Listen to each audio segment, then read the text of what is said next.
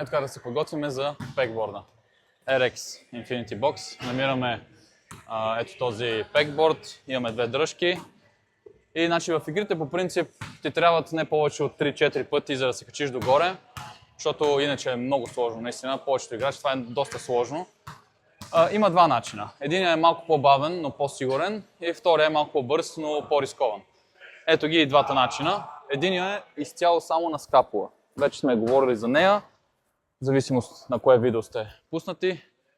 Използваме само рамото, без да свиваме, без да се набираме на бицепс. И сме на по-малки разстояния. На всяка една дупка вкарваме, а не през дупка.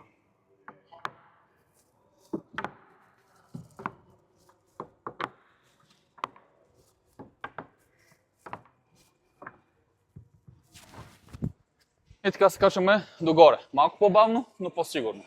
Втория начин се води малко по-бърз, обаче е малко по-рискован, защото ако самата дупка е малко по-плитка, когато самата дръжка е вътре, вие като я натискате надолу, тя всъщност няма как да се извади. Но когато сте на бицепс, има шанс леко да я повдигнете и в момента, в който се повдигне, веднага се вади. Затова е много ключово, когато се качвате на бицепс, винаги да дърпате надолу през цялото време, за да не се извади.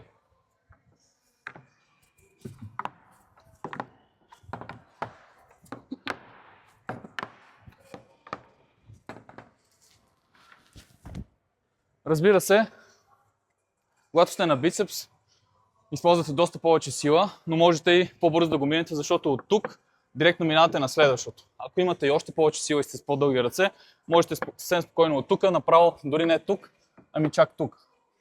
В зависимост от това колко сте го тренирали. Можете малко да си помагате с краката, като например, като го минавате, да са тук самите крака.